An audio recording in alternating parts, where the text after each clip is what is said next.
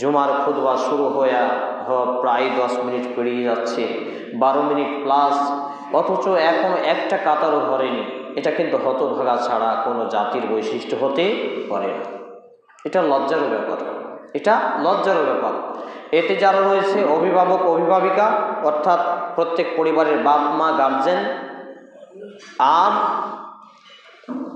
যারা সমাজের হত্যাকর্তা, মসজিদ কমিটি, গ্রাম্য সর্দার মোড়ল, মাতাব্বর, এরা কিন্তু কিয়ামতের মাঠে পাকড়াও হয়ে যাবে।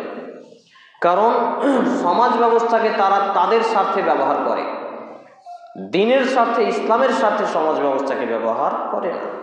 এটা অত্যন্ত একটি লজ্জার ব্যাপার এবং কষ্টের ব্যাপার। সামনে কাতারে চলে আসেন। সামনে কাতার পূরণ না হলে পেছন কাতারে বসা যাবে না। সামনে কাতার আগে পূরণ করবেন, তারপর পেছন কাতার। তো আমি যে বিষয়ের প্রতি আলোচনা রাখবো বলছিলাম, সেটি হচ্ছে মুসলিমদের মাঝে বিজাতীয় রীতিনীতি বা কৃষ্টি কালচার। এতে জড়িত রয়েছে আলেম থেকে সাধারণ মানুষ, জাহেল থেকে সবাই। আমরা যদি দেখি যে বর্তমান সময়ে মুসলিমদের মধ্যে ওয়ান ইসলামিক কৃষ্টি কালচারের একটি কৃষ্টি কালচার, সেটা হচ্ছে সিজনাল জালসা, ধর্মীয় নামকরণে জালসা, যেইগুলো বলা হয় বিরাট ধর্মীয় জালসা। মসজিদের উন্নতিকল্পে, মাদ্রাসার উন্নতিকল্পে, ঈদগাহের উন্নতিকল্পে, আর তারপর আপনার আরও কত কিসের উন্নতিকল্পে জালসা, তারপর তাবলিগি। এইগুলো একটি হচ্ছে অমুসলিমদের, ইসলাম ছাড়া হিন্দু খ্রিস্টান ডোম চামার এদের একটি উৎসবের আয়োজনের সাথে সাদৃশ্য এবং সেই কর্মের অংশ একটি। কারণ এইরকম যারা জালসার আয়োজন করে এরা থাকে বেশিরভাগ বেনামাজি, আর বেনামাজিকে ইসলাম প্রচারের কোনো দায়িত্ব আল্লাহ ও তার রসুল কখনো দেননি। বেনামাজি ইসলামের কোনো অংশই নয়। আমরা তো এভাবে বলে থাকি বেনামাজির পরিচয়ে, যে একটা যুবক সে সন্ধ্যা রাত্রে বেশ্যাখানায় পতিতালয়ে গেছে সন্ধ্যা রাত্রে, কিন্তু সে মাগরিবের নামাজটা পড়েছে, আর ফজরের একটু আগে সে বেশ্যাখানা থেকে নিজের বাড়ি ফিরে আসলো। এবার ফজরের আজানের আগে সে সুন্দরভাবে ফরজ গোসল করে জামাতের সহিত মসজিদে নামাজ আদায় করলো।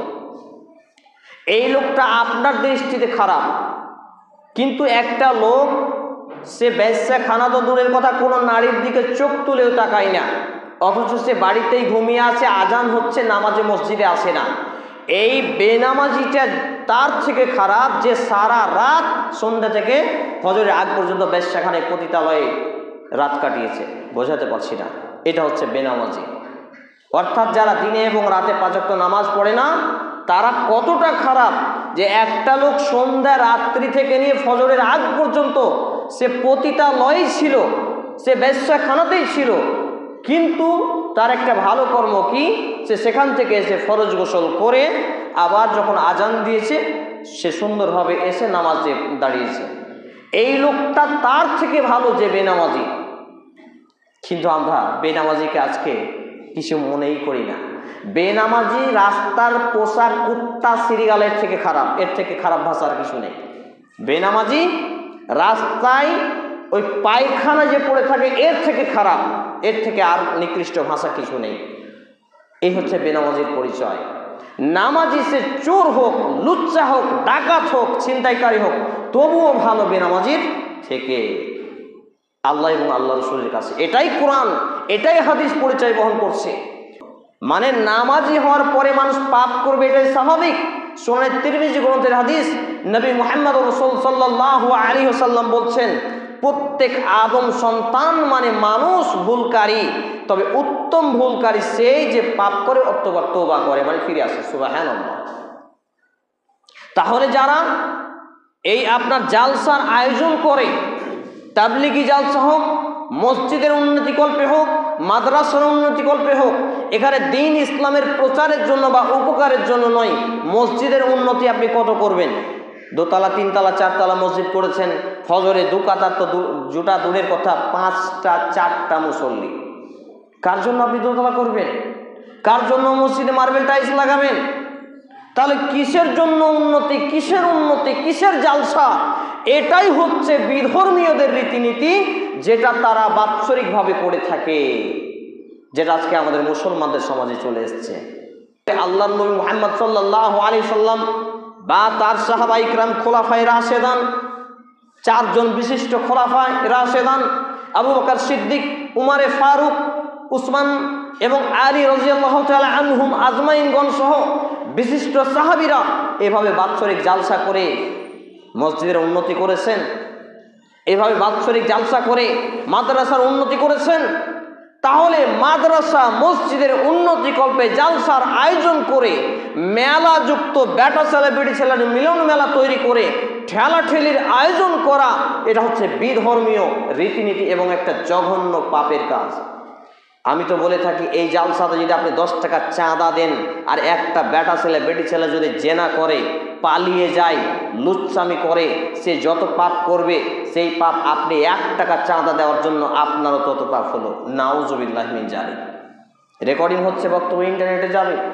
বুক ফুলিয়ে আমার বয়স যেদিন 11 বছর সেই দিন থেকে খুতবা দিয়ে আসছি, আমার বয়স যেদিন 13 বছর সেই দিন থেকে পাবলিকে বক্তব্য দিয়ে আসছি। এই যাবৎ 393টা মসজিদে শুধু খুতবাই দেওয়া হলো, আর বক্তব্য তো প্রায় 500-এরও অধিক জায়গায় দেওয়া হয়েছে। কোনো মায়ের বেটা বাপের বেটা এখন বুক ফুলিয়ে আসতে পারেনি আমার সামনে যে কথাগুলোকে উল্টে দেবে। কলিজাই নেই। কত বড় সাইকুল হাদিস আছে, আসুক আমার সামনে। সরাসরি প্রতিবাদ করেছি, এই জালসা করা হারাম, এই জালসা করা বিদআত, এই জালসা করা কুসংস্কার। দেখি কোন মায়ের বেটা প্রমাণ করে। যেইবার জালসা হলো তার পরের শুক্রবারে সেই মসজিদে আমার খুতবা, সেইবারই খুতবা দিয়ে আসলাম বুক ফুলিয়ে গলা উঁচিয়ে। সেই মাদ্রাসার ক্যাশিয়ার সাহেব বললেন যে হ্যাঁ, আমাদের ভুল আছে, মেনে নিতে হবে। আমাদের দাওয়াত সেন্টারের প্রেসিডেন্ট অর্থাৎ সভাপতি ভাই আছেন, তিনিও ছিলেন সঙ্গে, যে তিনি কতটা অনুতপ্ত হয়েছিলেন আমার কাছে। কারণ আসলে অনুতপ্তটা আমার কাছে নয়, দলিলের কাছে।